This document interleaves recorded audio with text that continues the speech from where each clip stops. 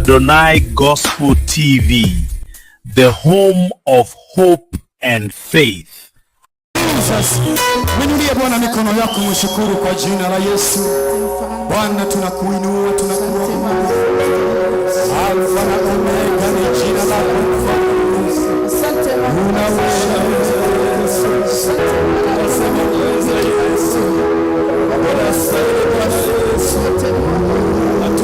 Somebody worship the Lord. Somebody worship Jesus. Somebody worship the Lord. In the name of Jesus Christ. Inulie Bwana mikono yako mshukuru. Kuna wengi wameangamia katika ajali, lakini Bwana amekupenda siku ya leo. Kuna wengi wamepotea katika maisha yao, lakini Mungu amekuhifadhi siku ya leo. Katika jina la Yesu Kristo, Bwana tunakuabudu. Lord, we bow and worship your name. Inalijudu jina lako Mfalme, kwa ulinzi wako katika maisha yangu. Bwana ulinisaidia nikasafiri nikarudi salama. Ulinisaidia Bwana nikasafiri nikarudi nikiwa mzima. Libarikiwe jina lako Mfalme, litukuzwe jina lako Jemedari. Bwana niligonjeka lakini uliniponya. Nilikuwa na magonjwa lakini ukayaponya Mfalme. Uliheshimiwe jina lako mtakatifu. Lipewe sifa na utukufu jina lako Jehova. Katika jina la Yesu Kristo, vita ziliinuka lakini Yesu alinipigania. Mambo yalionekana kana kwamba hayaendi, lakini Yesu alisimama pamoja nami. Uliheshimiwe jina lako mtakatifu. Lipewe sifa na utukufu jina lako. Word of God. Wacha Bwana achilie neema yake. Wacha Mungu achilie nguvu zake mchana wa leo. Tukatawaliwe na neema ya Mungu. Tukatawaliwe na nguvu za Roho Mtakatifu.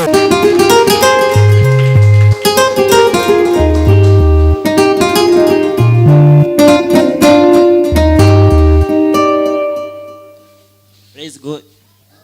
Bwana asifiwe. Amen. Sema praise God, maybe amsikie. Bwana asifiwe. Amen. Mimi namshukuru Mungu nikisema ni asante. Amenipa uhai, amenipa nguvu.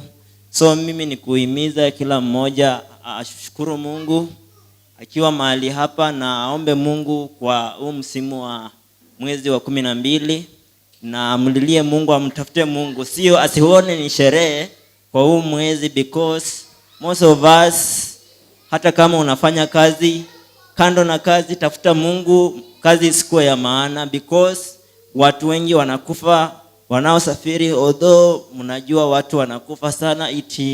On Wednesday nilikuwa naenda kazi, kuna mtu nilishuhudia alikufa, although ilikuwa by accidentally, hata kujua atakufa. Alikuwa na cross, although nilikuwa nimekalia mbele katika kando ya dereva hapa hivi.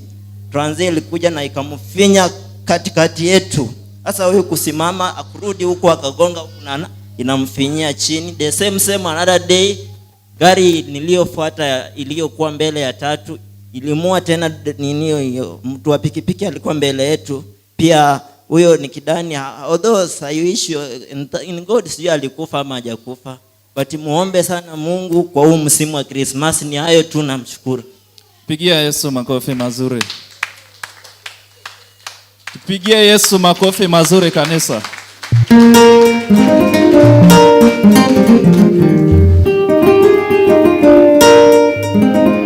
Bwana Yesu asifiwe. Amen. Bwana Yesu asifiwe tena. Amen. Hata na mimi nashukuru Mungu siku ya leo tumeweza kufika hapa na kijana. Kijana wakiwa wanacheza na wenzake walikuwa wamebebana. Kwa ile hali ya kubebana, yeye ndiye alikuwa amebeba nyuma. Akaanguka kwa mtaro. Mimi nikijua alikuwa ameumia macho, lakini Mungu alimtetea. Pande moja ya uso hivi ilikuwa imegwaruka, hakuumia, na nikaenda naye kwa nyumba. Kuna prophetic instrument nilipewa hapa na pastor, nikaambia mamake kwa nikatumia hiyo prophetic instrument, nikaona tu akiwa sawa, damu haikutoka, naye nashukuru Mungu ako sawa. Mbarikiwe. Pigia Yesu makofi mazuri. Yesu asifiwe sana. Amen. Na imekuwa mwaka wa vita vikali. Haleluya. Amen. Bwana Yesu asifiwe sana. Amen. Nasema ya kwamba yote atakayeshinda vita atavishwa taji la uzima. Bwana Yesu asifiwe sana. Amen. So mwaka huu kama umeshinda vita mwaka huu, haleluya. Amen. Tarajia kuvishwa taji la uzima. Amen. Amen. Mimi ni mmoja wapo ambaye nashukuru Mungu sana mwaka huu. Nimeona mkono wa Mungu. Bwana Yesu asifiwe sana. Matoleo yote Mfalme ukaweze kuyapokea mchana wa leo katika jina la Yesu Kristo. Wewe ni Alfa na Omega, Mungu usiyebadilika, Mungu usiyeshindwa. Umesema kwamba tukujaribu katika haya, tuone kama hautafungua malango na madirisha mbinguni, ili kwamba tukaweze kubarikiwa katika maisha yetu. Pokea sadaka hizi Mfalme, kwa jina la Yesu Kristo. Asante maana umetenda. Kwako Yesu tunaomba na kuamini. Amen. Unaweza ileta huu. Hakuna Mungu kama wewe, hakuna Mungu kama wewe, hakuna Mungu kama wewe, ewe Mungu. Bwana Yesu asifiwe. Asifiwe tena Mwokozi. Karibuni sana kwa ibada ya leo. Wenyeji wetu, najua hapa ni nyumbani. Kwa zile shuhuda zimetolewa, naona vile Mungu anazidi kutenda. Kwa hivyo tusikae tukipotea. Tujue tu hapa penye tuko ni pahali pazuri. Na kwa yale ambao Mungu ametutendea, tusisahau pia kuelezea wenzetu. Tumeambiwa tuvae viatu vya the gospel of peace, tukispread the gospel of peace kwa ile armor of God.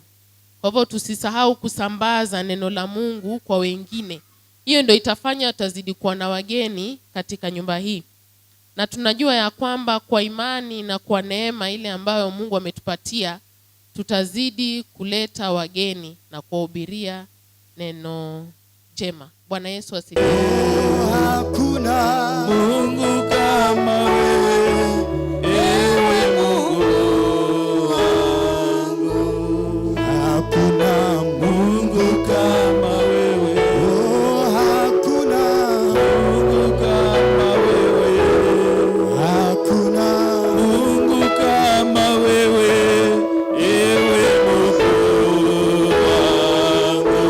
Twasema twasema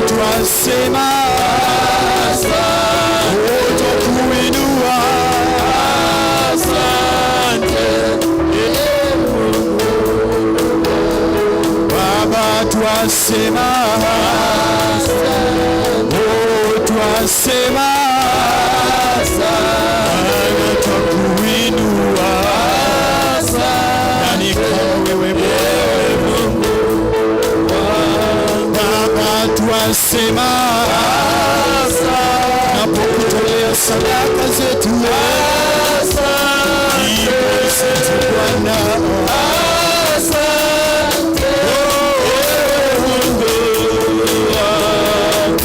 Pokea sifa zetu Bwana, pokea sifa zetu Bwana, pokea sifa zetu Bwana, ewe Mungu Baba, pokea sifa zetu Bwana, pokea sifa zetu Bwana, pokea sifa zetu Bwana, ewe Mungu wangu.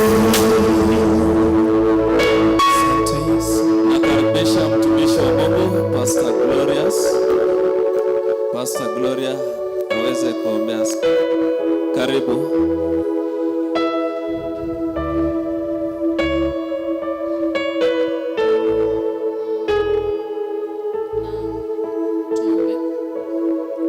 Taelekeza mikono yetu kwa madhabahu. Tuombe. Baba yetu na Mungu wetu, ni asubuhi nyingine njema. Baba, tunasema ni asante kwa neema yako, kwa kuwa watoto wako wameweza kukutolea King of Glory. Baba, tunasema ni asante kwa sadaka hizi Baba. Naomba ukazipokee Baba, ukazitakase Jehova.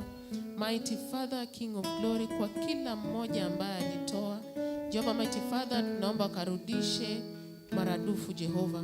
King of Glory, tunaomba sadaka hii ikawatetee, ikawapiganie.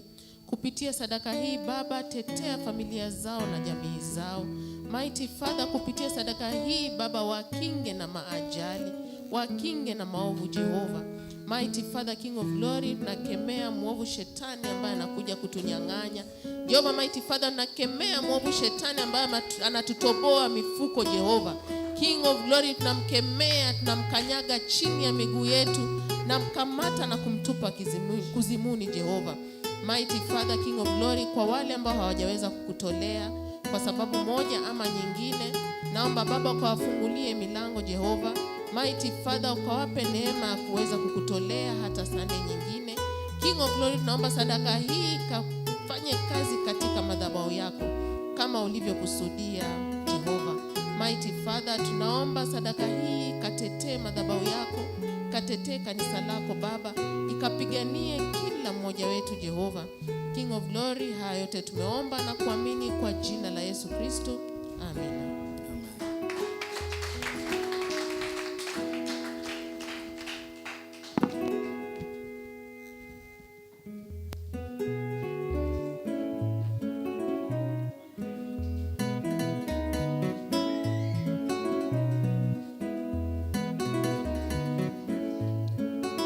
Bado wanasifa na kuabudu, wataendelea kutuongoza kwa praises, kisha baadaye worship. Karibuni.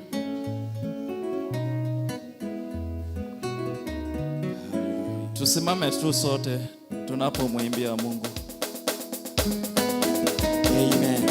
Wapi shangwe na vigelegele kwa Yesu? Hallelujah. 1 2 1 2 1 2. Hallelujah. Haya, wapi makofi ya juu? Nataka kuona kila mtu akipiga makofi ya juu. Makofi, makofi, makofi, makofi. Haya, ongeza speed. Twende namna hii. Kuna wengine bado wanashangaa. Piga makofi kwa Yesu. Wapi shangwe na vigelegele kwa Yesu? Haya, tunachezea tu Yesu kwanza. Tafuta nafasi uchezee Yesu. Haya, kila mtu namna hii. Kila mtu. Kila mtu twende. Oh, asante Yesu kwa kuwa wewe wema. Asante Yesu kwa kuwa wewe wema. Asante Yesu kwa kuwa wewe wema. Asante Yesu kwa kuwa wewe wema. Asante Yesu kwa kuwa wewe wema. Asante Yesu kwa kuwa wewe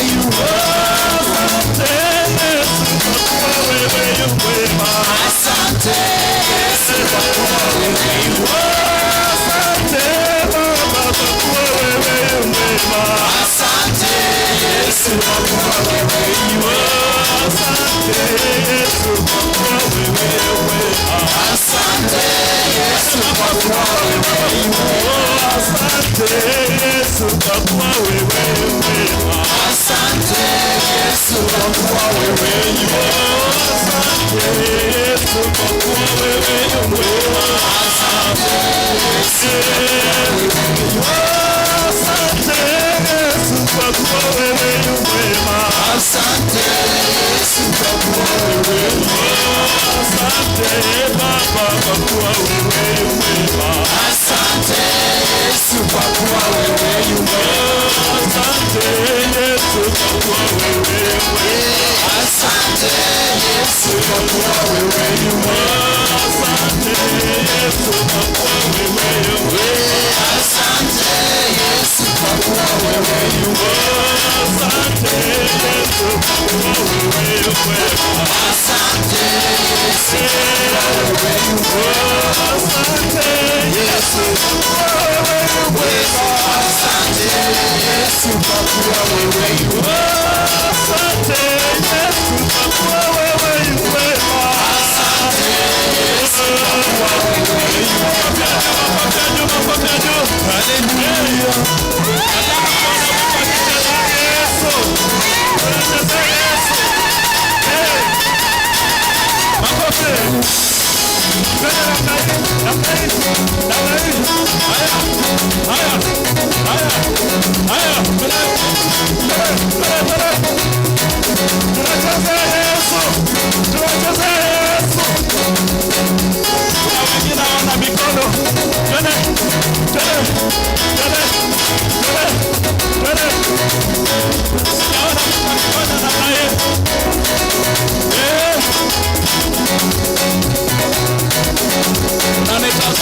Tunafanya ndio tunafanya sote. Haya, twende.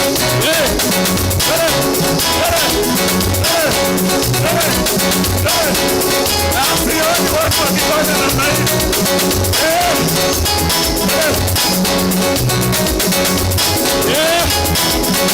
Kuna wengine hawana miguu. Haya, twende namna hiyo, ndio wengine hawana miguu. Wapisha mbele vigelegele.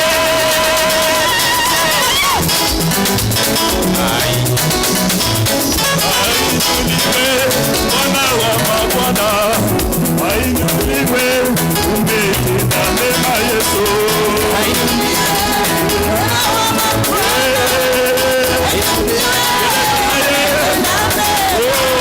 Ainuliwe Bwana wa mabwana, ainuliwe umetenda mema Yesu.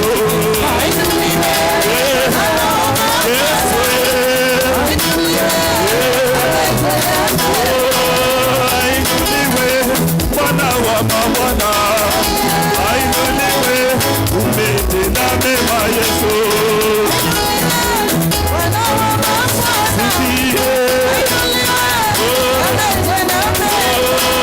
Ainuliwe Bwana wa mabwana, ainuliwe umetenda mema Yesu.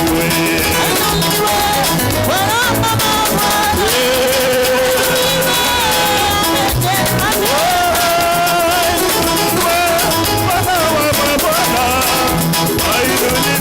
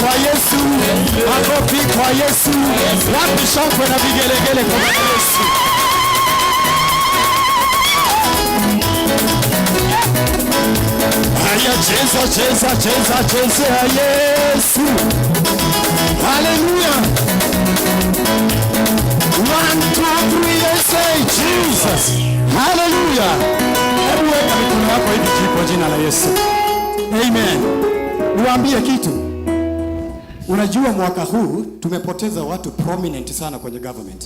Bwana Yesu asifiwe. Imagine wewe uko mzima. Ni juzi, ni siku gani tumepoteza mwingine tena kwa ajali ya gari.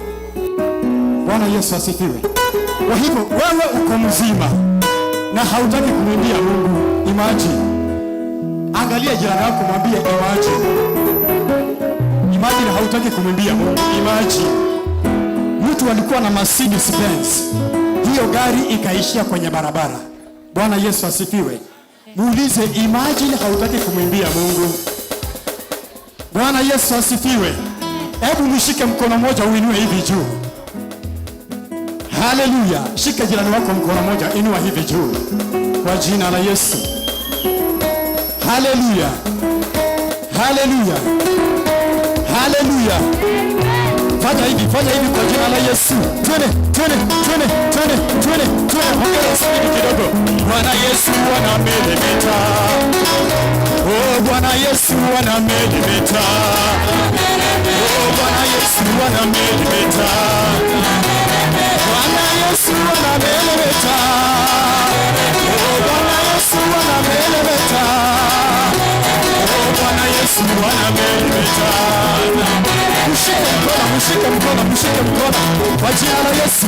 Sema Bwana Yesu anamelemeta. Bwana Yesu anamelemeta. Oh, Bwana Yesu anamelemeta. Oh, Bwana Yesu anamelemeta.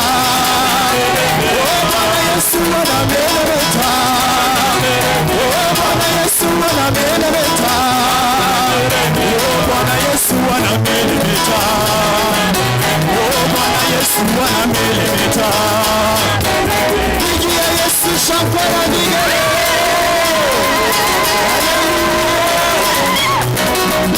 Oh, tumebadilishwa kufanana naye.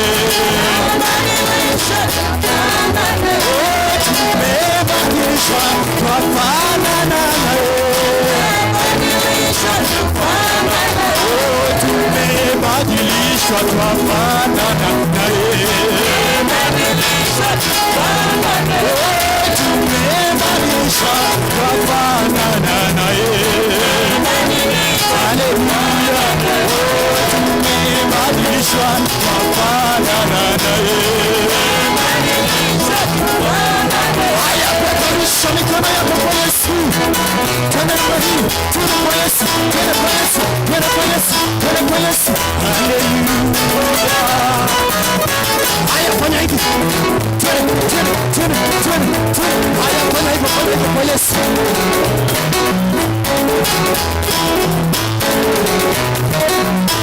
Pigia Yesu shangwe na vigelegele.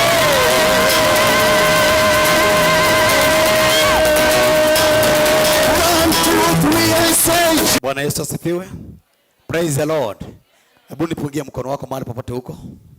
Haleluya. Bwana asifiwe. Leo hii ningetaka kuongea. Nataka kuchukua kwa nafasi hii kushukuru Mungu kwa sababu ya afya na uzima ambayo Mungu amenipatia bure. Ameniwezesha, kama sio yeye haya masaa hatungepatana mahali hapa, kwa sababu unaweza kuachana na baada ya kuachana na jambo lingine likaweza kuwatenga. Amen. Hallelujah. Niko mzima, nashukuru Bwana. Vile vile nataka kushukuru Mungu kwa sababu familia wako wazima.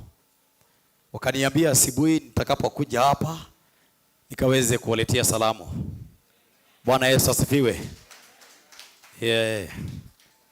Leo hii wako na harambee kwao kule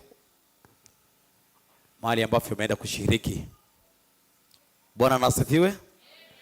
Na nikasema nitapeleka salamu. Amen.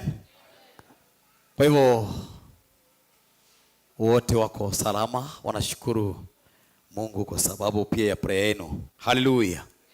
So number 3, ningependa kusema hivi. Kwa majina yangu naitwa Apostle Austin Manyini. Barikiwa na watoto 4, mke mmoja. Namwambia Mungu asante kwa nafasi baada hii ya leo. Wenyeji kwa wageni. Natumai leo hatukutembelewa na wageni. Wapo? Wako njiani wanakuja. wako njiani wanasafiri wanakuja. Okay. Sawa sawa. Haleluya. Amen. Hebu mjipigie makofi kwanza.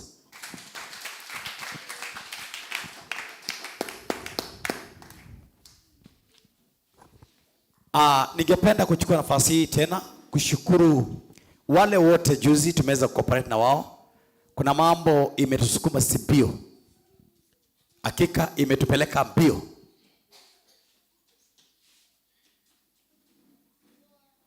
Na sijapata nafasi ya kuwashukuru. Nitaanza na kule kwa Harambee. Kwa wale ambao waliokuwa wageni.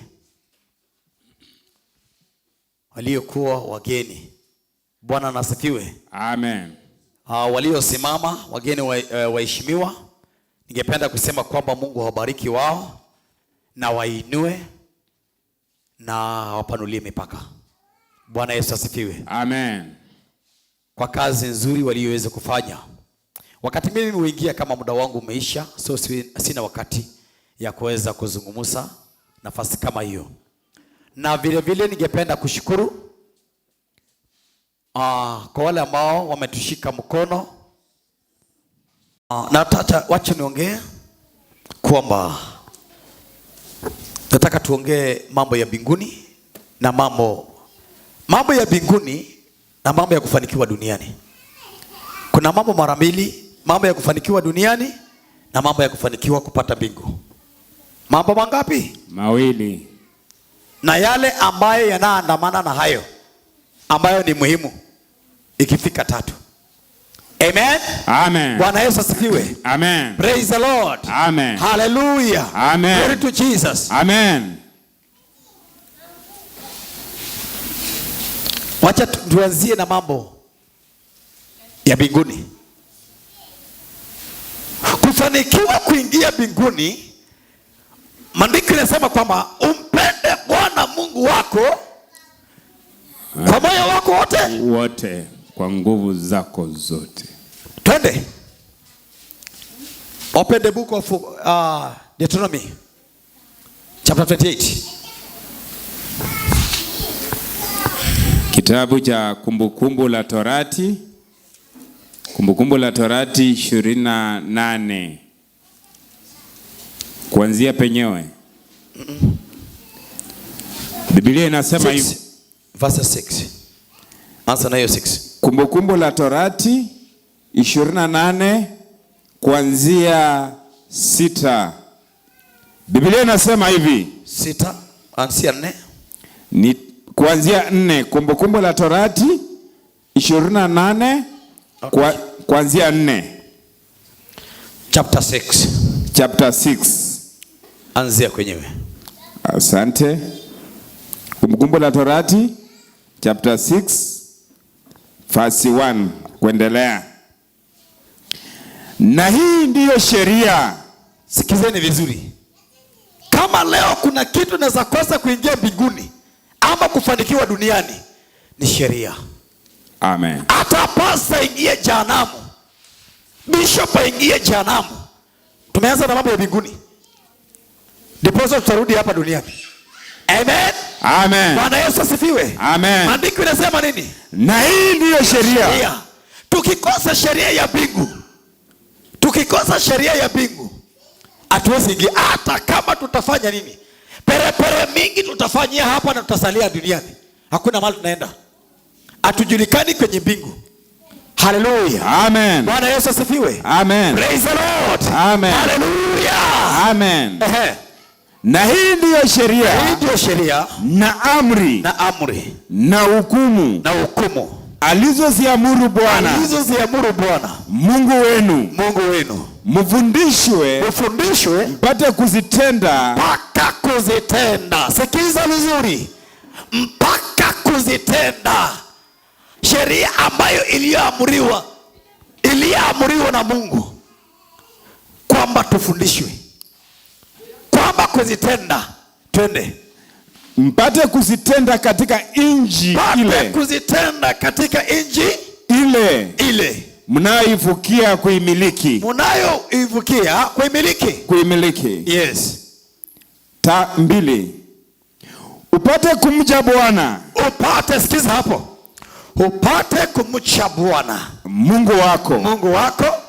Kushika amri zake zote. Kushika amri za Bwana, kushika amri za Mungu zake zote. Zake zote. Na sheria zake. Na sheria za Bwana ninazo kuamuru. Amri vile vile na sheria. Vitu vingapi hapo imefundishwa? 2. Amri na sheria. Na sheria. Kulia na kushoto. Amri na sheria. Na sheria. Huwezi kuacha kitu kimoja. Na ukiacha moja, heaven kuingia ni ngumu. Hakuna kupenya. Hii tutabaki hapa tu tukipiga kelele hapa, lakini hakuna kuingia.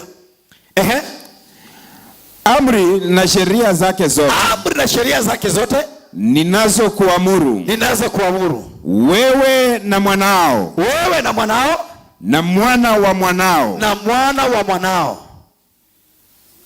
Twende. Siku zote za maisha yako. Siku zote za maisha yako. Tena na siku zako ziongezwe. Tena siku zako ziongezwe. Siku zako ziwe nyingi. Siku zako Bwana kuongezewe kwa ile miaka ambayo umeandikiwa kuishi duniani. Amen. Uongezewe zile miaka unafaa kuishi duniani kwa kushika sheria na amri za Mungu. Inawezekana kama ulikuwa umeandikiwa miaka 70, uongezewe miaka 10 ama miaka 7. Haleluya. Amen. Bwana asifiwe. Amen. Inamaanisha huwezi kuchukuliwa duniani kabla wakati na muda ambao Mungu amekuongezea uweze kukamilika. Uondoke duniani. Kushika sheria na amri za Mungu. Twende.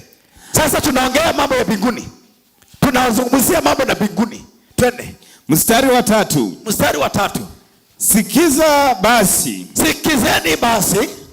Israeli. Enyi Israeli. Ukaangalie. Israeli ni wale ambao waliokubali kwamba wao ni wa Bwana, ni wana wa Mungu. Amen. Wamekataa maovu, wamekataa dhambi, wameitikia sauti ya Bwana, wameitikia kwamba watamcha Mungu. Hawa ndio wale maandiko inaita wa Israeli ambao wamekubali, ambao wanaotajwa na jina lake. Glory to Jesus. Amen. Praise the Lord. Amen. Maandiko yanasema kwamba sikiza basi Israeli. Bwana enyi Israeli.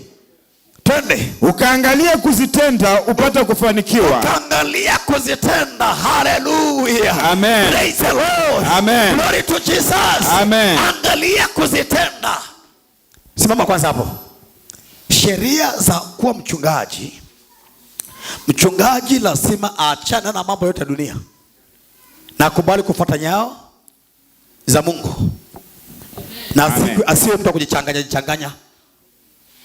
Bwana asifiwe. Amen. Asiwe mtu ambaye anayependa ulevi, anayependa kupigana. Haleluya. Amen. Asiwe kuwa msharati. Asiwe kuwa mchochezi. Haleluya. Amen. Bwana Yesu asifiwe. Amen. Anunuliwe kwa damu yenye dhamana. Akubaliwe na mbingu. Azingatie sheria za uchungaji. Amen. Hallelujah. Amen. Bwana asifiwe. Amen. Praise the Lord. Amen. Lazima azingatie sheria. Azingatie sheria. Na maandiko yanasema kwa mfundishwe na mpate kuzitenda. Upate kufanikiwa. Upate kufanikiwa. Kwa nini wakati mwingine kwa unapata kwamba tuna muda nyingi ya kutafuta Bwana lakini hatufanikiwi. Hatufiki. Hatukubaliwi.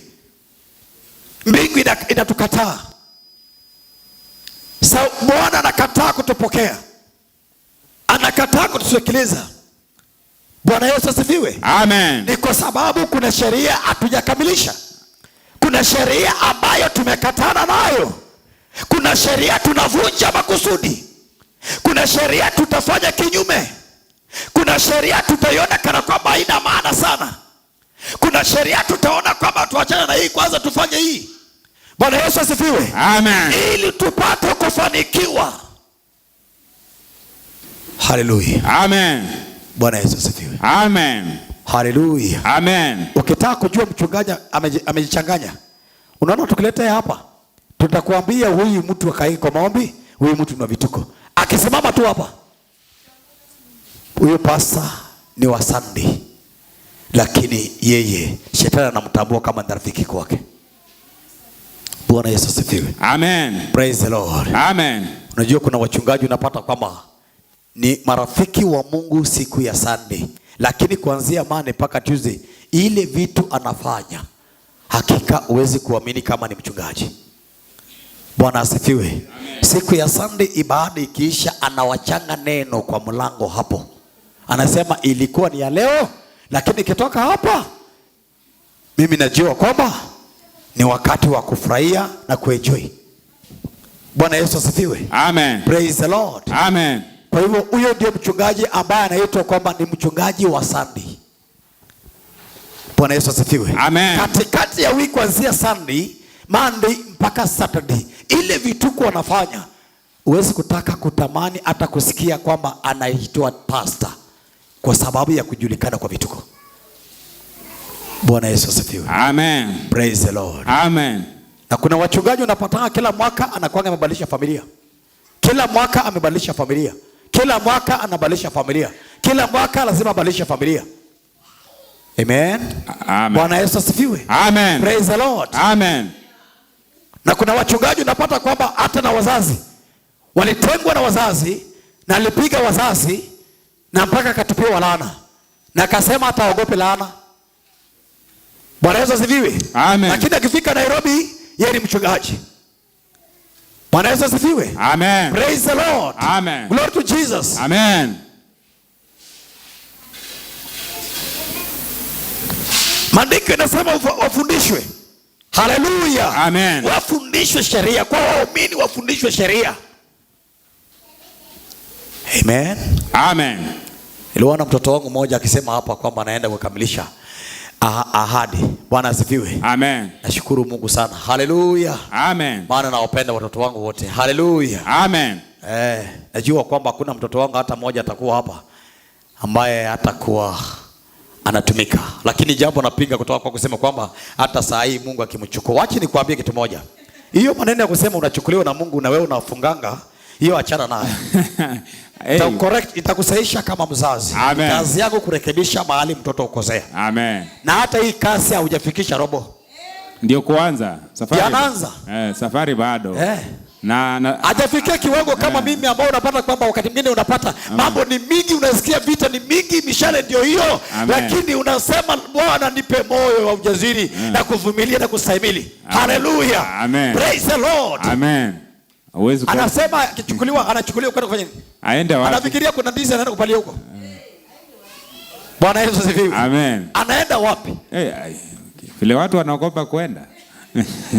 Angekuwa najua hata Yesu alilia. Na alisema Baba, kama inawezekana niondolee kikombe hiki. Na alirudi mara ngapi?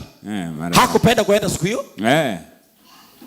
Ila tu kwa sababu ilikuwa ni mapenzi ya nani? Ya Mungu. Mapenzi ya Mungu. Saa hii unaenda, nikuambia ukweli, wewe utaenda kufanya nini huko? Saa hii mapema. Wacha huko, wacha fanya kazi yenye utakutanishwa na Ibrahimu.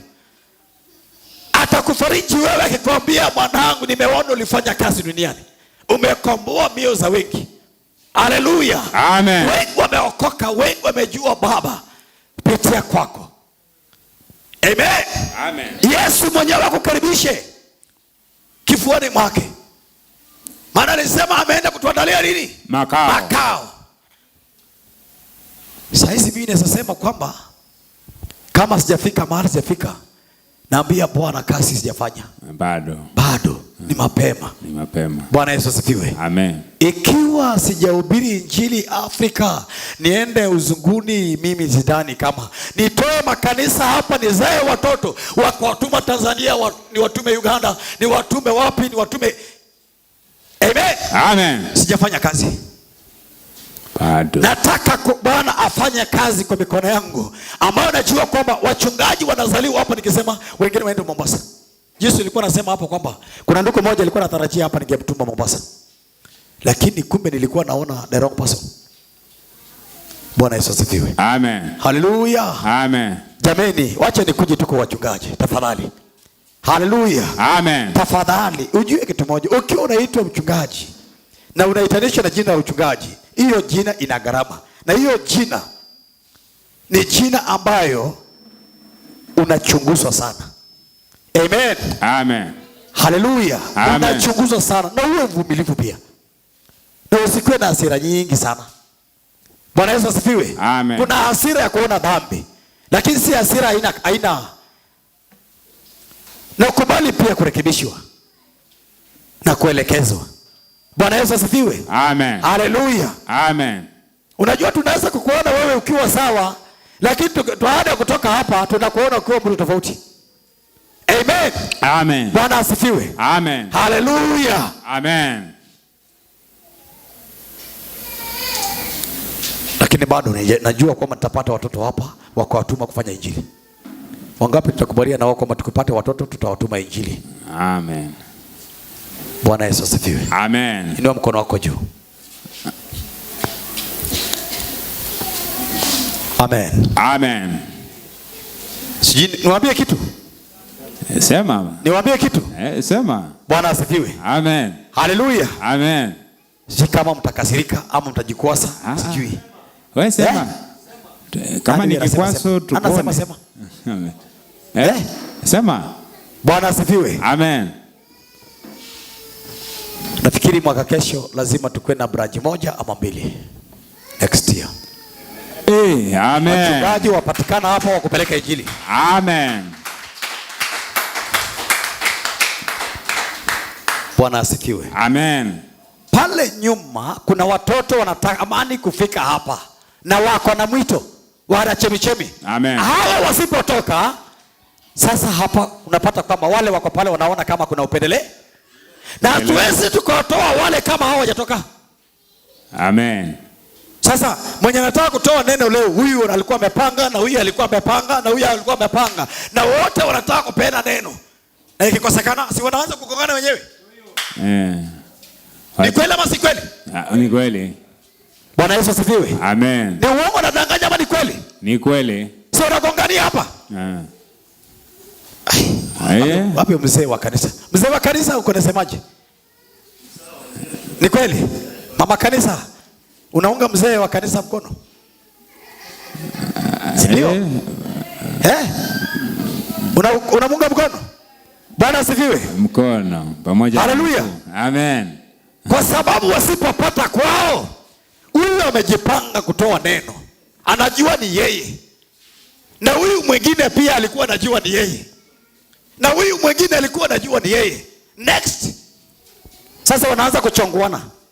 Wakati wa ushuhuda, utasikia ushuhuda ni kama huyu hakuna dhambi, huyu anatoa ushuhuda akiona na divert hivi. Huyu akigonga mwenzake ndio next time asichaguliwa asipewe nafasi.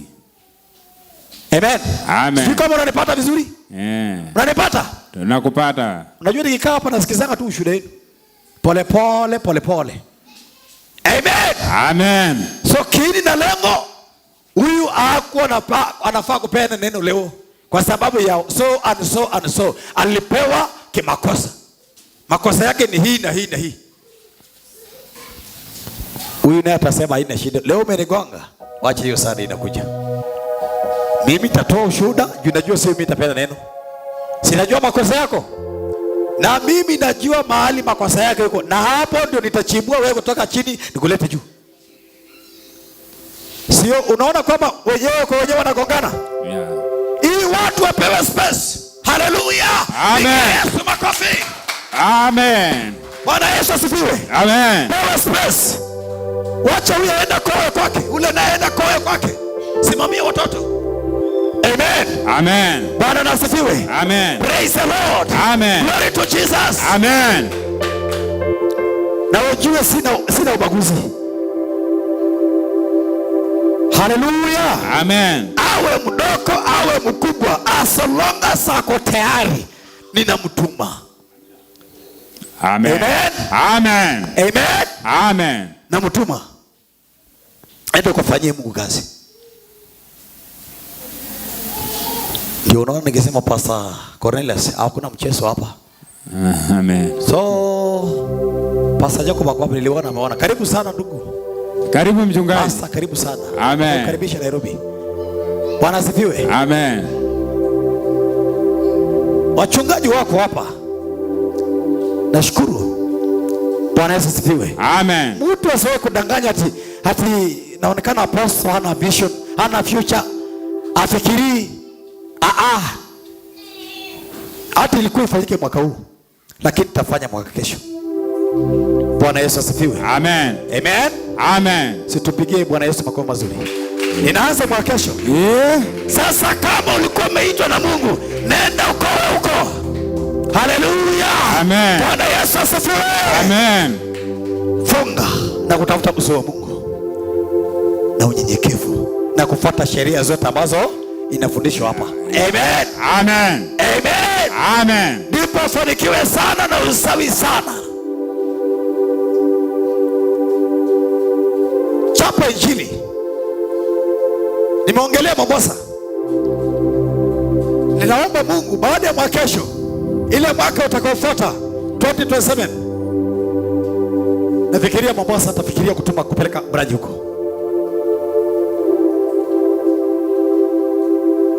Sasa nataka wale wachungaji ambao walioitwa na Mungu, sitaki wa kujiita, walioitwa na Mungu.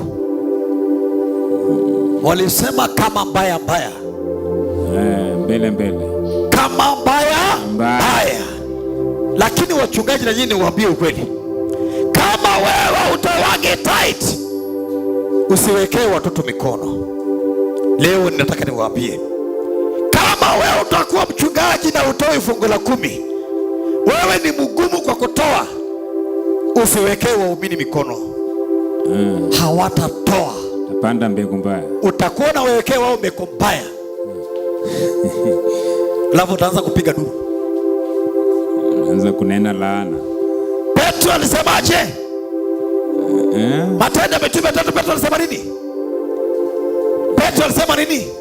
Sina fedha wala dhahabu, lakini nilicho nacho ndicho nitakupa. Sasa kama wewe si mtoaji, uzae watoto wagumu kama wewe mwenyewe. Ikifika wakati kulipa rent, usipoingiza mkono wako mfuko, utaamka kama umewafukuza. Lakini makosa si yao, wewe ndio unayewawekea mikono na wewe ni mgumu kwa kutoa. Hapo utakwama. Haleluya. Amen. Bwana asifiwe. Amen. Haleluya. Amen. Haleluya. Amen. So kama kuna watu wanafaa wa kwanza wao wanatoa fungu la 10, ni watu gani? Wachungaji. Harambee ikiwa inafanywa akina nani kwanza atakana pesa au sitafuno? Wachungaji. Inaanzia wapi? Madhabahuni. Inaanzia wapi? Madhabahuni. Ikifika siku ya kutoa za rent, inatakana ianzie wapi? Madhabahuni. Ikiwa kuna pesa zile inatakana kusiku wanachangia nini? Inatakana ianzie wapi? Madhabahuni. Ukiweka mikono unazaa watoto wazuri kama wewe mwenyewe. Amen. Kwa hivyo kama wewe ni vituko, utazaa vituko kama wewe. Noma. Vituko kama wewe. Wewe ni mwenyewe ni mkora, utazaa wakora. Unaonaje hapo? Hapo ni Umeshasikia panya amezaa kuku? Umesikia wapi? Hallelujah. Amen. Bwana asifiwe. Amen. Praise the Lord. Amen. Amen. Amen. Basi niwe mkono wako juu. Si maandiko yanasema mfundishwe? Tufundishwe. Maandiko yanasemaje? Tufundishwe. Tufundishwe sheria na amri.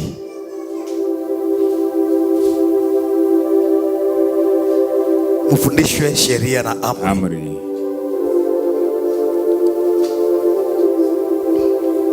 Kwa hivyo twende mbele. Next year tunaanza kupeana nafasi, na nitakuwa nauliza, nitaweka kikosi changu chini, tuongee na wao nani ako tayari. Mimi pasipo kusema huyu aende ama huyu asiende, tuweke kikosi pamoja, because I'm ready by next year 2026 utazaliwa kanisa. Sababu wachungaji niko nao hapa, at least wapate kutoka ndio wengine pia wazaliwe. Sababu wale maandiko yanasema kwamba kina Petro walipokuweko eti walikuweko na kina Stefano na Stefano na nani? Kumbe walikuweko nyuma, lakini walikuwa na anointing, lakini wangetoka kabla hawa. Amen. Amen. Amen. Bwana asifiwe. Amen. Praise the Lord. Amen. Hao walikuwa wameketi nyuma, si kumaanisha kwamba wana Mungu, walikuwa na neema. Yeah. Walikuwa na kibali. Lakini watokagi kwenda mahali kabla wakati wako haujafika. Amen. Amen. Hallelujah. Amen. Hata Busia nitatuma branch. Nitatanzia Kenya ndio niweze kuvuka.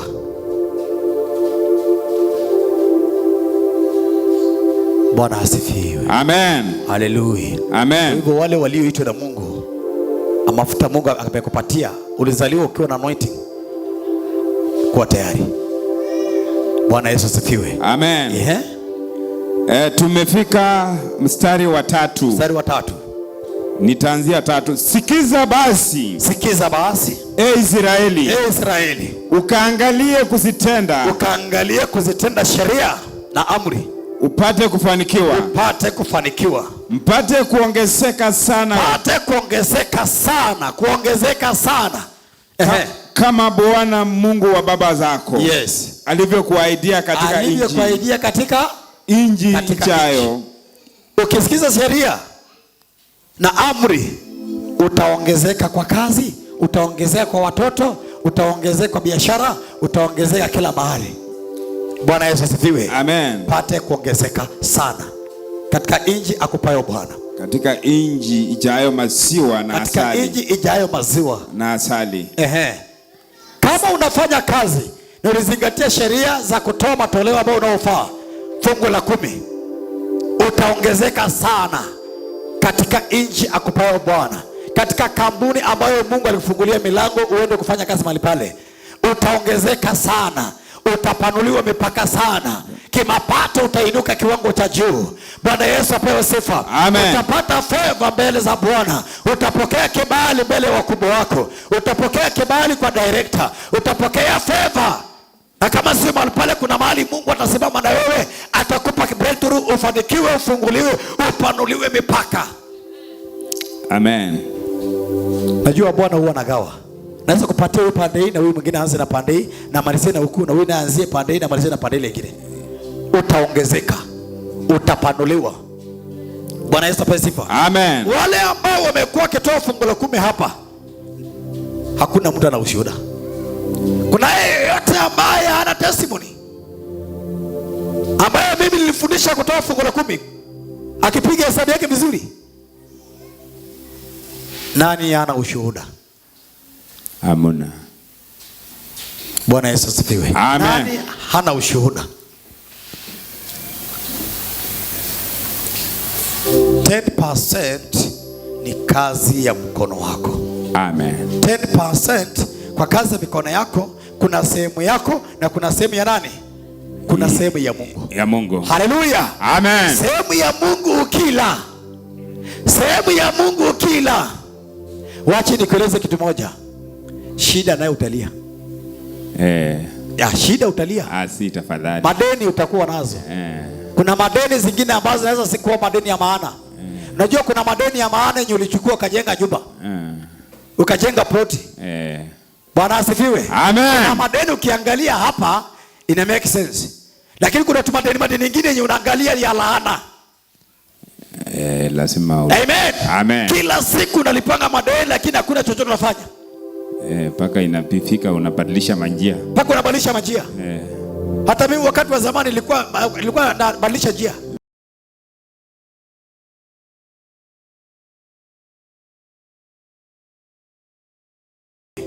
Nakopa watu wangapi wa kampuni? Watatu. Bwana Yesu asifiwe. Amen. Nakopa. Sasa sijahesabu upande wa mboka huku. Kwa vioski hapa hizi vikantini.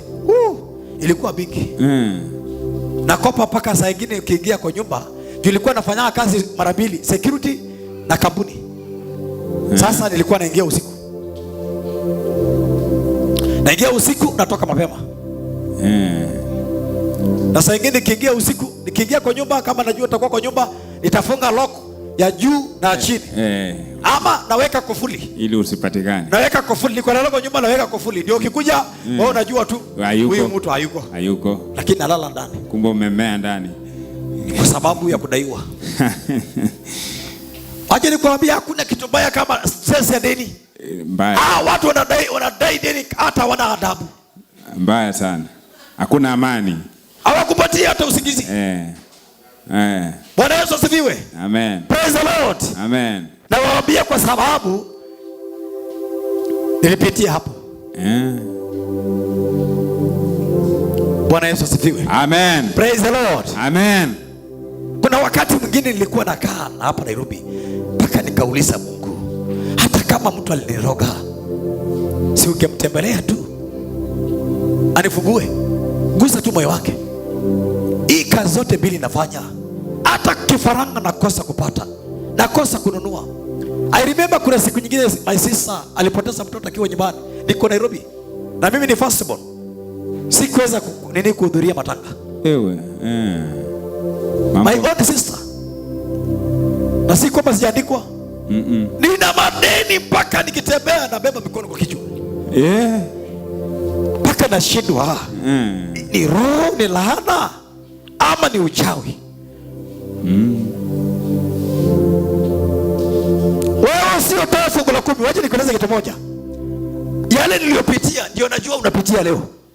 Ukiwa hapo umeketi chini, hapo ndio unapitia saa hii.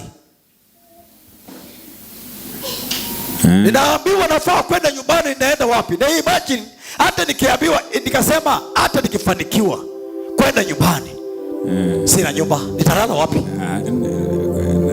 Number 3, hii watu wananingojea kunisomea na kuniambia wewe ni kijana mkubwa, angalia una nyumba. Watu wako huku Rusafa lakini wako na nyumba na wewe unakaa Nairobi una nyumba. Sasa nikaogopa kusomewa. Unapoteza ushahidi.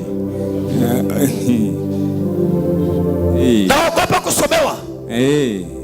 Sasa zingine inabidi kidogo. Nikasema ndio Mungu anaweza kunifungulia pesa nipata hata kama ni 2,000.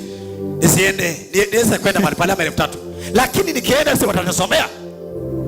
Watashukisha heshima yangu chini kwa sababu nakaa Nairobi. Nairobi ni China tu. Bwana Yesu asifiwe. Amen. Praise the Lord. Amen. Sasa imagine, kama na imagine ninaenda talala kwa nyumba ya nani? Mazishi yanaendelea. Sina hata shuka. Sina hata ile shuka tu nimenunua yale 300 ama 350. Naweza enda nyumbani kajifunika nayo. Sina nyumba, sina hata shuka. Kwa nyumba ya nani nitaenda kulala? Na mimi mtu nakaanga Nairobi, watakubalia kunipatia nyumba siku 2-3 nikiwa nyumbani nirudi Nairobi, na nikubalia kunipatia madrasi yake na kitanda yake hata hiyo siku 2. Nikajua nangojewa. Usomo nayo najua inangojewa huko. Na lakini hawajui ile mateso napitia, madeni nayo. Madeni. Iko siku nilikuwa naenda kwa waja huko, nilikuwa nakaa chini. Nikamwambia Mungu, atafadhali unichukue. Kuna mahali unasikia huwezi kuwa na raha kwa maisha yako. I remember siku moja nikiwa natembea kwa barabara, nikakaa usiku nikasema, na sasa kama kuna vile naweza kuwa na uhakika Mungu anaweza kuzungumza na mimi, nitubu kabisa, nijitakase na niingie kwa, naliambia kabisa niko clean, niingie kwa barabara hivi, ni time trail ikitoka pale na magari natoka mahali pale, na niingie makusudi kana kwamba si sikii.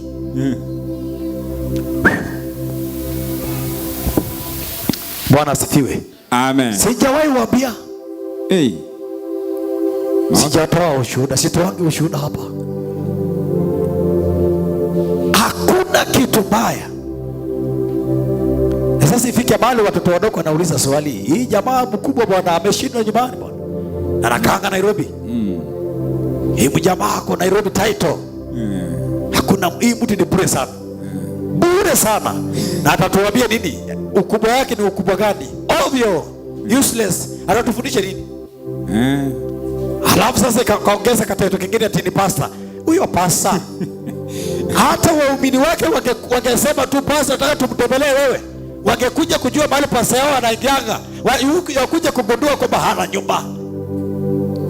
Hata anaitwa pastor. Nani alipewa huyu mtu nafasi ya kuwa pastor? Na anawekeanga watu mikono aje? Bwana Yesu asifiwe. Amen. Unaona hii matoleo, unaona inatolewa hii hapa. wanakuja wanatoa hii hapa, wanachukua hii, wanaiweka hapa. Ndio ufunguo. Wewe unaondokea hii. Unasema utaabudu Mungu, bora tu uabudu Mungu wewe nyumbani. I'm telling you, na sio mimi. Maisha itakupiga mpaka itafika mahali utaona utakosa raha. Utakuwa unafikiria tu kama mimi. Na wewe sasa utasema hivi, Apostle anatuombeanga kiti ya kwanza, na anasemanga kufunguliwa, na anasemanga tutabarikiwa. Kwa nini nateseka? Wacha nitafute cha chingine. Na bado ukienda mahali pale, kwa sababu ile roho ya kutoa bado imekatalia. Ukifika kule, bado kule pia itakuwa moto kwako. Tena ndio mbaya zaidi. Mateso yako inazidiwa. Ndio unapatanga mtu alitengeneza kamba, akaandika karatasi kadogo, na akaandika kamba, na kaloko ya juu, ya katikati na ya chini, na akachukua stuli akapanda hapa, na akafungia kamba pale juu, na akajitia kitanzi. Ni maisha imempeleka vibaya. Bwana Yesu asifiwe. Amen. Praise the Lord. Amen. Bwana Yesu asifiwe. Amen. Watoto wangu, acha niwaambie kitu moja. Wewe unasema sina kazi, na siku toka Monday mpaka Sunday si unakula? Kwa nini uwezi toa hata kwa 200, utoa hata 20 babweka kwa basha? Wacha twende useme ukweli. Unasema kwamba wewe hauna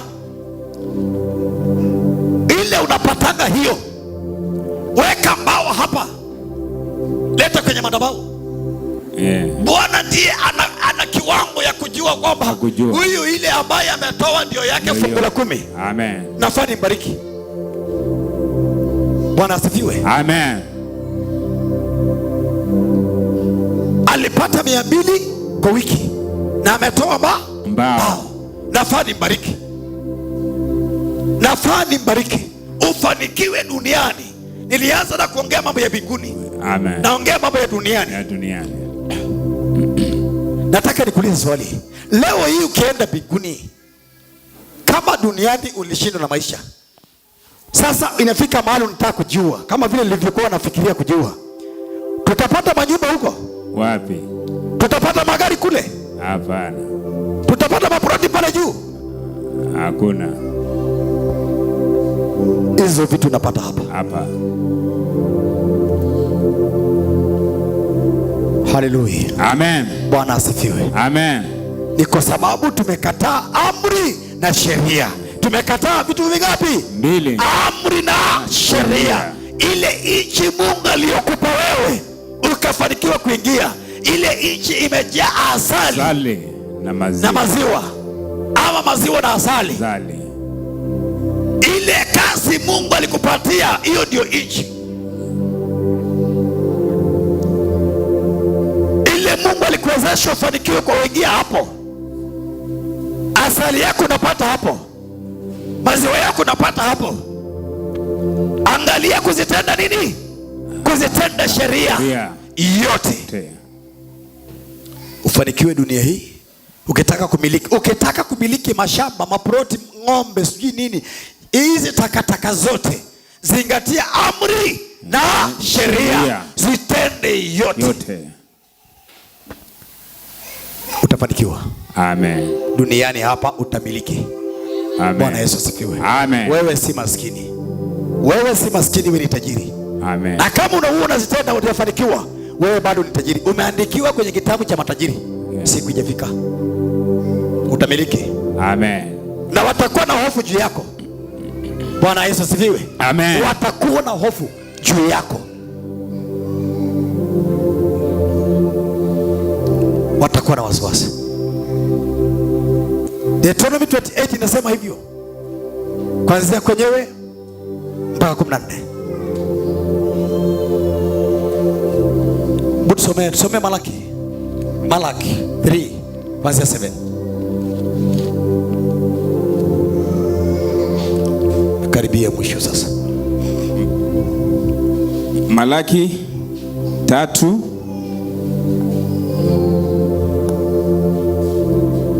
kuanzia 7. Malaki 3 kuanzia 7. Malaki 3 kuanzia 7. Biblia inasema hivi. Biblia inasema hivi. Tokea siku za baba zenu. Tokea siku za baba zenu. Mmekeuka upande. Tuligeuka upande. Mkayaacha maagizo yangu. Tukaacha ile kitu leo inatufanya usiishi na familia, usikuwe na biashara, usikuwe na kazi, usikuwe na vitu vya dhamana dunia hii. Ni kwa sababu tuliacha nini? Tuligeuka. Amen. Amen. Tuligeuka upande, tukaacha sheria ya Mungu. Na vivyo hivyo ndivyo walivyofanya baba zetu. Nimekataa, siwezi kaa maisha ya baba yangu. Hiyo nimekataa. Siwezi.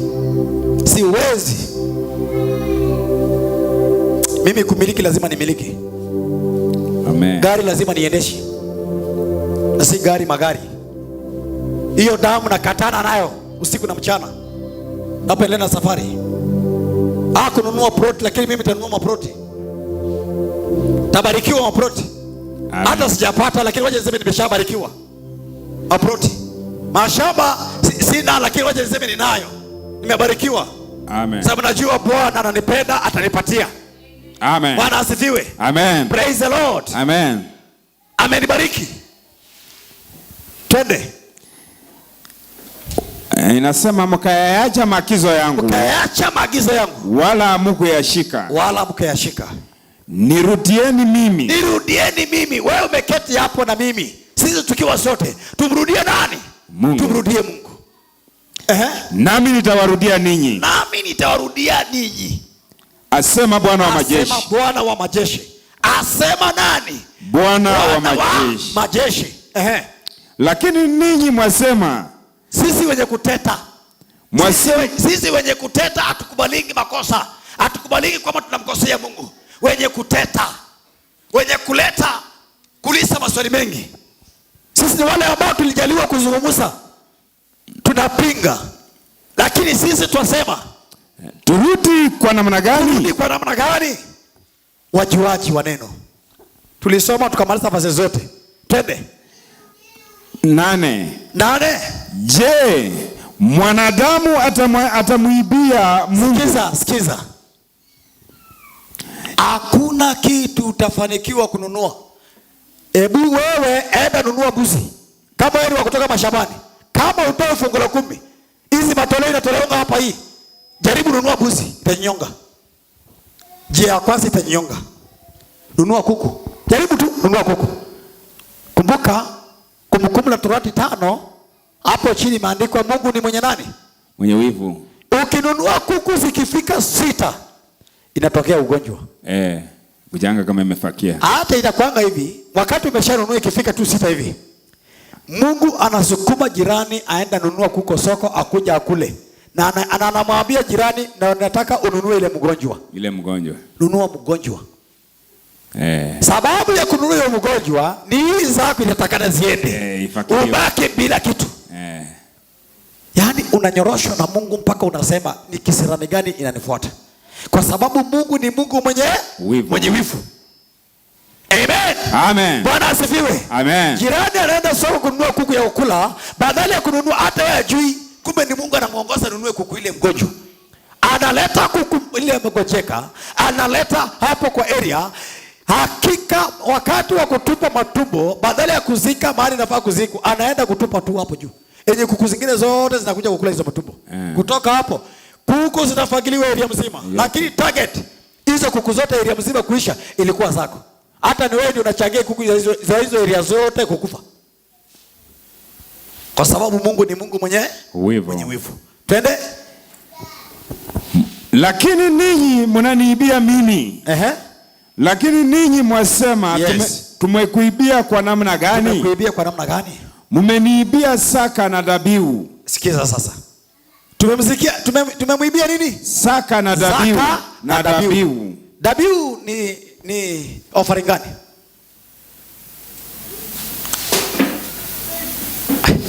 Yaani watu wote kuna mtu anakuwa anasoma Biblia? Dhabihu ni zaka ni offering gani? Na zaka ni offering gani? Dhabihu kwa mfano kuna jambo ambalo ulikuwa unataka kufanya na limekuwa ngumu kwa upande wako. Ukiitolea dhabihu ile jambo litakubalika mbele zake Mwenyezi Mungu na utafanya.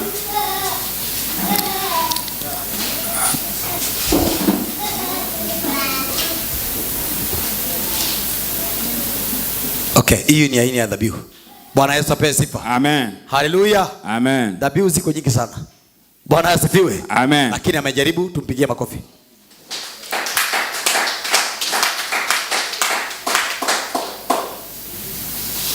Hii ambayo huwa natoanga Sunday hapa inaitwaje? Ni sadaka. Sadaka. Ile ambayo inaitwa fungu la 10 inaitwaje? Yes, hiyo ni tithe. Okay, zaka ni gani? Zaka kamili inaweza kuwa ni kama malimbuko, zaka. Kwa mfano. Okay, tutafafanua siku nyingine. Bwana asifiwe. Amen. Ningetaka kufafanua hapo, itachukua muda mrefu. Bwana Yesu apewe sifa. Tunamwibia dhabihu na zaka. Haleluya. Praise the Lord. Tunamwibia Bwana. Wakati tunapomwibia Bwana, sikiza hii matokeo. Twende. 9 inasema hivi. 9 inasema ninyi mmelaniwa kwa laana. Sasa sikiza. Sisi sote tumelaaniwa kwa laana. Kwa laana. Sisi sote tumelaaniwa. Ukiona unajaribu kununua mbuzi, kuku, unajaribu kufanya kitu, at least wewe unaweza, at least title yako pia ibadilike kidogo, lakini unapata kisirani inaingia. Kuna mambo inasimama mbele inazuia. Angalia kama wewe mwenye kutoa dhabihu na zaka, fungu la 10, wewe utoa ama wewe utoange, hapo ndiko ambavyo ulilaaniwa. Kwa hivyo nyumbani Nairobi unalaaniwa Nairobi na unalaaniwa kule mashambani. Ama unalaaniwa mjini vile vile na mashambani. Ulilaaniwa. Haujalaaniwa na mtu, umekwisha laaniwa. Kwa hivyo wewe sasa hata kabla uende ufanye kitu ujue kuna laana. Anza kubreak hiyo laana kwanza. Break kabla hujaanza kubreak, na uombe Mungu msamaha. Kwamba Bwana, ninaanza kutoa na sitajaribu tena kufanya hiyo makosa. Ubreak hiyo laana kwanza. Lakini ukienda kufanya kitu, wacha nikwambie, haiwezi kukua. Haitanawiri. Haitakuwa hai. Lazima ikufe. Bwana asifiwe. Amen. Na laana nyingine, na ukuje utolee Mungu kitu ambacho ni mlemavu. Amen. Amen. Ukitolea Mungu kitu ambacho ni mlemavu, ujue laana umepokea. Unajua kama sasa kuna laana tuona nachotanga, waje nikwambie. Unajua Bwana Yesu asifiwe. Amen. Hali tunakulanga laana mingi sana hii kanisa. Karibu sisi wote. Upande wa tithe kuna baadhi za wale ambao wanaweza kuwa laana walikula kitambo. Ndio wale ambao leo Mungu anataka kuwafundisha. Bwana Yesu apewe sifa. Amen. Lakini kuna wale ambao wanajaribu upande wa tithe. Bwana Yesu asifiwe. Amen. Laana ambao karibu sisi sote tunakulanga hapa ni hapa. Sidhani kama kuna mtu anaweza kuniambia hapa huwa anakwepanga hapo. Bwana asifiwe. Amen. Sadaka ambao tunamtolea Mungu, matoleo tu sisi huwa tunafeli mtihani. Amen. Amen. Bwana asifiwe. Amen. Hata ukiwa na 1,000, ile sadaka utaleta hapa hadi 50. Anatafuta change. 50. Na wenda kanisa hili tangu tulipoingia hapa, kuna mtu ambaye hajawahi fikisha hata 50 kutoa sadaka. Sio kwamba anayo. Mtu. Moyo. Bwana asifiwe. Amen. Wengine wanasema kwamba na hiyo sadaka natoa nani anakulanga. Ile sadaka atatoa kama amejaribu ni 50. Lakini sana anazungukanga na bao sana. Zamani nilikawia tukiwa pale chini, nilikuwa kuona bao hapa ndani na teten haikuwa rahisi, nilikuwa najua ni watoto. Lakini saa hii tukiingia hapa, hata saa hii kitu yaguka hapa isitatoroka paka mlango huko. Sasa tukisema tunataka Mungu atubariki, atufungulie milango, jameni, Kuna tofauti ya kukosa na kukuwa nayo. Vitu ngapi? Viwili. Nisikize vizuri. Kuna tofauti ya kukosa na kukuwa nayo. Number 3, ukitaka Mungu kukutambua na kukupenda, enda vile Mungu amekubariki. Vile Bwana amekubariki wiki hii, toa sadaka yako kwa kiwango ambayo Mungu amekubariki. Amen. Na umwambie Mungu, jinsi unavyozidi kuniinua juu, na ndivyo mimi pia matoleo yangu nainua kiwango cha juu. Fanya maagano na Mungu na usiweke tamaa, na Bwana atafanya hivyo. Wiki utakuwa unaona. Na kama wewe unasumbuliwa na magonjwa, ambia Bwana, afadhali nitoe kwenye madhabahu kuliko nipeleke hospitali, niondolee magonjwa. Amen. Amen. Na Bwana anakondolea magonjwa, alafu anaanza kuwekea macho kuona kama unatimiza nadhiri. Ukikosa kutimiza, anarudisha hiyo roho ya magonjwa tena. Kwa kuwa yeye ni Mungu mwenye wivu. Bwana Yesu asifiwe. Amen. Hallelujah. Amen. Bwana asifiwe. Amen. Nilitembelewa na mgeni, nilipokea wageni ambao siwezi kutaja majina. Aliyeleta wageni akasema yeye alikuwa ananijua. Hata kwa nyumba yangu alikuwa anajua. Bwana asifiwe. Amen. Acha nipige macho kama wako hapa. Esa kwa hapa.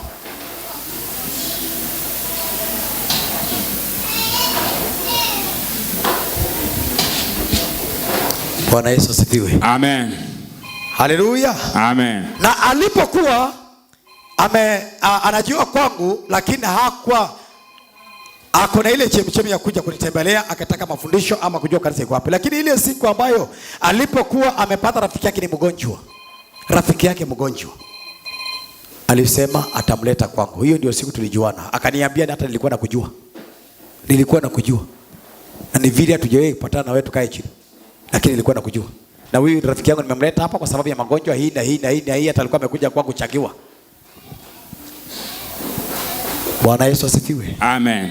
Sasa tazama, na nisikize vizuri. Kwa nini wakati mwingine magonjwa yanaweza kukula wewe, ama hata kuna magonjwa mengine Mungu anasaachilia takadhabu kutoka juu. Na kuna mwingine shetani, Mungu anasaruhusu shetani nyumbani akuandame sana ili ubadilike na mtafute Bwana kwa bidii. Yule aliyeletwa kwangu ametumia pesa nyingi sana kwa hospitali mpaka kiwango sasa ameamua kutafuta Mungu. Bwana Yesu asifiwe. Amen. Lakini katika nafasi ya kutafuta Mungu, Mungu mwenyewe hajamletea hata sadaka. Bwana asifiwe. Amen. Bwana Yesu asifiwe. Amen. Nataka nisikize vizuri. Tuseme tu kweli. Yesu alipokufa msalabani, alitolewa kama nini? Alitolewa kama sadaka. Na yeye ni ule mtu ambaye alikuwa na uwezo na mamlaka, na alichukua ufunguo. Alinyang'anya shetani ufunguo. Kwa manabii waliotangulia na mitume wote, yeye ndiye alinyang'anya ufunguo. Alitolewa kama dhabihu. Alitolewa na Mungu kama dhabihu. Bwana Yesu asifiwe. Amen. Sasa siko ubaya, tuseme ukweli. Kuna mambo wakati mwingine nashindwa kueleza. Nataka kusema hivyo watazamaji wangu, mahali popote mtakapoweza kunisikiza. Sio kwamba wachungaji upenda sadaka, lakini sadaka ni lazima. Na ukitaka kujua sadaka ni lazima, ndipo Mungu akupe afya, akurejeshee afya, ufanikiwe, upate kile unachotafuta. Nitakurifaa the book of Genesis chapter 15. Ujue wakati Abrahamu anauliza Mungu. Kwa tumini watu wanauliza maswali, ati kwani sadaka ni lazima? Sasa watazamaji wanaotazama na wale wako hapa kanisani, nataka niwaambie sadaka ni lazima. Ndipo upate kile unachotafuta, na inategemea sadaka yako. Nikiweke kwa kiwango ambacho kwa kile ambacho unachotafuta. Amen. Abrahamu alimwambia Mungu. Alimweleza. Na Bwana akamwambia toka nje. Akamwambia hesabu hizi nyota kama utaweza. Amen. Amen. Si ndio? Amen. Na kama mimi nipatie nini? Ndama ya miaka ngapi? Genesis 15 from verses 1 up to 14. Ndama ya miaka 3? Mbuzi wa kike majike miaka ngapi? 3. Kondoo dume miaka ngapi? 3. Huwa moja na njiwa moja. Vitu ngapi? 5. Genesis 15. Na aliwapatia hao wote. Maandiko yanasema hivyo. Si ndio? Haleluya. Amen. Hapo ndipo Mungu alifanya na Abrahamu agano, covenant. Haleluya. Alifanya naye covenant. Weze kujua power ya prayer ikiwa na offering. Alifanya naye covenant. Na akamtimizia. Na akamwambia kwanza kabla hajaondoka hapo alimwaidia kwamba nimekupatia inji. Hiyo ndio Abraham alianzia. Nitajuaje kama hapa hii inji umenipatia? Hii ardhi umenipatia? Akasema akamhakikishia kwamba nimekupatia hapa. Kwa hivyo hawezi nyang'anywa. Na kuambia wewe uko hapa, unaweza kununua shamba unyang'anywe kesho. Kama hujalipia dhabihu. Haujalipa gharama kwa Mungu utanyang'anywa. Kutatokea mtu atasema hiyo shamba nilikuwa nimelipia mbele. Na atasema waende kotini mkutanie huko. Na wewe utawekewa X, yeye awekewe X, hakuna kulima. Amen. Amen. Haujalipa gharama. Ndio hiyo Abraham akasema nitapataje kujua kama hapa umenipa mimi? Amen. Amen. Kwa wale wanasema kwani lazima nitoe sadaka. Lazima utoe sadaka. Genesis 21, Isaac aliyopromisiwa na Mungu anazaliwa. Amen. Amen. Na Genesis 22 bado Bwana anamjaribu Ibrahimu tena. Nipe huyo mtoto wako huyo mmoja wa kipekee. Nitolee kama sadaka ya kuteketezwa na nitakuonyesha kule utakapoweza kwenda. Sio hapa, utatolea kule mahali ambayo utakuelekeza. Alitembea siku 3 kupeleka sadaka ya kuteketezwa ambayo ni mtoto mwanawe wa kipekee. Na hapo ndipo Mungu alisema nini? Nataka nielezee. Sikiza vizuri. Hapo ndiko Bwana alisema nini? Nimejua hakika unamcha Mungu. Na nimejua hakika unanipenda. Wewe unayemwabudu Bwana unataka kutoa sadaka umpendi Bwana, wewe ni mkora.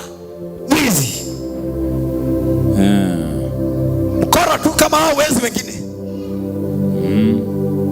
Bwana akamwambia Abraham, nimejua hakika unanipenda. Nimetambua unamcha Mungu. Na akamweleza kama kuzidisha itafanyaje? Haleluya. Amen. Itakuzidishia. Ndakuzidishia.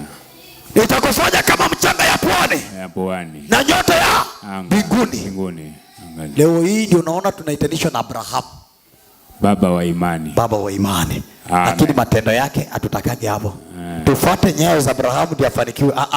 Lakini tunatamani kuitwa wana wa Abrahamu. Haleluya. Hebu tupigie Yesu makofi mazuri. Saa hii Pastor Gloria ubarikiwe. Sisi sote tunatamani kukaa kwako. Tuishi kwako tukikula na kukunywa. Tunatamani sisi sote tuseme wewe ni wetu. Mwenye hajafanikiwa tutakanga huyo. Utakula nini kwake? Wakulia shida, taabu, maskini, hana wakulia. Hatutaki hapo. Sasa ana faida. Lakini kama huyu amepata, ana magari, ana manyumba, ana wafanyikazi, kwake watu wanakula kila siku bure. Huyo ndio wetu. Tutaambia kwake. Ndio unaona tunaitanishwa na Abraham. Ama Yuda. Hadi tuite. Nani anatamani kuitanishwa na Yuda? Nani kama kuna yeyote hapa anaweza tamani kuitanishwa na Yuda? Ndio mkono wako juu. Yuda Iskariot. Bwana Yesu asifiwe. Amen. Nimejua leo unamcha mimi. Na katika kubariki nitakubariki. Amen. Kuzidisha nitakuzidishia. Amen. Abrahamu alibarikiwa sana. Lakini yule ambaye aliyebarikiwa zaidi kupita Abrahamu sana, alitajirika sana kwenye Biblia, ni nani? Kwa kutoa alivunja record.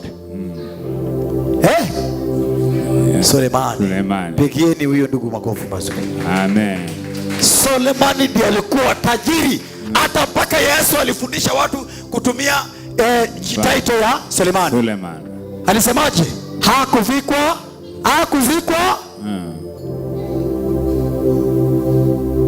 Sulemani alivunja rekodi. Kwa hiyo kutoka Sulemani Abraham. Na ndio ufikie mahali pale lazima tutimize sheria. Kwa hivyo nimezungumzia leo kuhusu mafanikio ya mbinguni na mafanikio ya duniani. Umelaaniwa. Malizia hapo tufunge fundisho. Umelaaniwa. Tumalize ibada. Nini? Maliza hapo. Tumalize hiyo mafundisho. Tunarudi katika Malaki 3. Tulikuwa tumefika 9. Ninyi mmelaniwa kwa laana, maana mnaniibia mimi, naam, taifa hili lote. 10. Leteni saka kamili kalani, ili ikiwemo chakula katika nyumba yangu. Mkanijaribu kwa njia hiyo, asema Bwana wa majeshi. Amen. Mjue kama sitawafungulia madirisha ya mbinguni. Umesikia? Na kumwakieni baraka hata isiwepo. Mkanijaribu katika njia hiyo. Njia hiyo. Mbona unataka ujaribiwe jameni? Kujaribu Mungu na mikono kafu. Bwana asifiwe. Amen. Praise the Lord. Amen. Mkanijaribu katika njia hiyo, ni mwamwagieni baraka mpaka ikosekane. Umesikia vile Biblia inasema? Mpaka ikosekane. Isiwepo nafasi ya kutosha. Uwezi kuwa. Deuteronomy inasema tutakopesha, ndio? Yeah. Inasema hivyo? Tutakopesha? Tutakopesha. Okay. Sawa.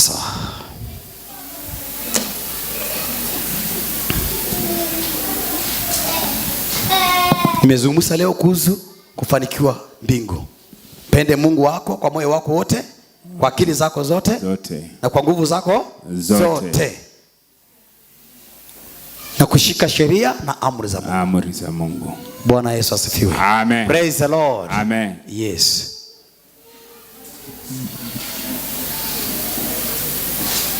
Kwa hivyo ndio ushinde kufanikiwa.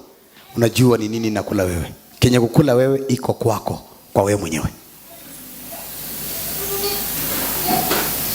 Kwa hivyo ule sister alipokuja nikamuuliza kwamba prophecy nitakupatia. Because prophecy hakuna mahali kwenye Biblia inauzwa prophecy. Nitakupa prophecy. For free. Juu mwanzo ulipokuja kwangu, mlipofika kwangu nyumbani, mlisema mnataka kujua ni nini nakula yeye. Sasa nataka nimpatie kenye nakula yeye. Kijile nakula wewe, juu hiyo magonjwa ugonjeke ni hii na hii na hii na hii. Ukitoka hapa enda nyumbani kwenu, tafuta ule mtu anaitwa shosho yako. Tafuta shoshi. Tafuta anti yako. So and so. Lakini tu upande wa prayer, andiko inasema Yoshua nisigeuka kulia ama kushoto. Bas tukamaliza namna hiyo. Akasema ule aliyemleta akasema jua hawana sadaka, wacha waende watafuta sadaka ndio wakujie prayer. Mimi mara nyingi naaminingi wale watu wako hapo, lakini wanaoingia na kutoka mimi siamini. Akasema nimekupatia prophecy yote. Kama kuna swali lingine unaweza kuniuliza, niulize swali kupatia unabii. Free. Lakini kifika prayer, hapo nitaondokea kwa sababu nitajikuta kwa makosa. Akubaliwi mtu kufika madhabahuni bila offering. Hapa kupiga magoti haijakubaliwa. So akasema wacha waende wangangane watafute. Wakaniambia masaa jiba after 3 hours watarejea. Nafikiri kuanzia Friday masaa haijafika. Bado. Inakaribia. Kuna jamu na istirara. Kuna jamu kidogo. Kwa usafiri. So wanakaribia. Bwana asifiwe. Amen. Lakini nangoja tu.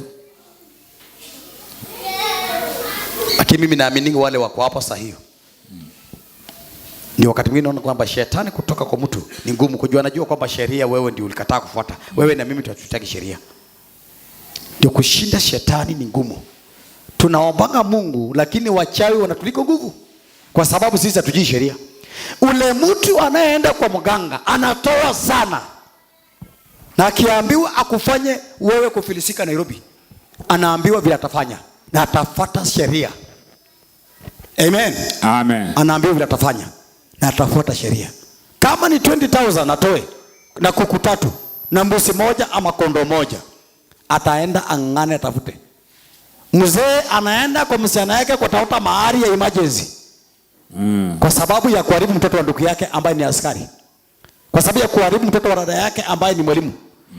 Bwana asifiwe. Amen. Alafu huyo askari ikifika wakati wa kutoa ukule, anaenda kutoa 200. Nataka nikuambie, yeye atamzidi nguvu ule aliyeenda kwa mganga? Hapana. Atamliko nguvu? Hapana. Ndio unaona sisi kuzidi nini wachawi ni ngumu. Tusimame juu.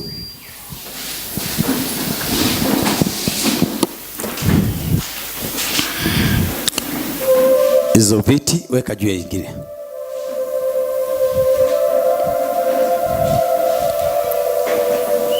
Weka juu ya ingine.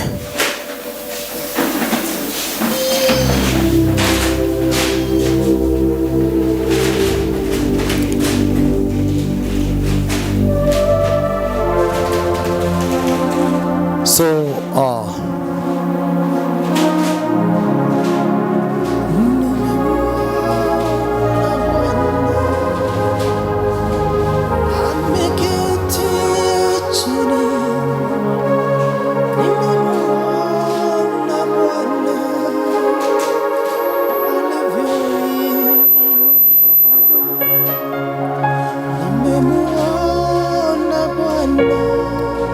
nataka niwekee worship.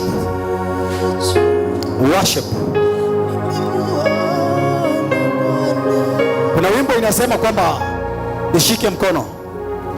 Nishike mkono Bwana, nishike mkono, nishike mkono Bwana, nishike mkono.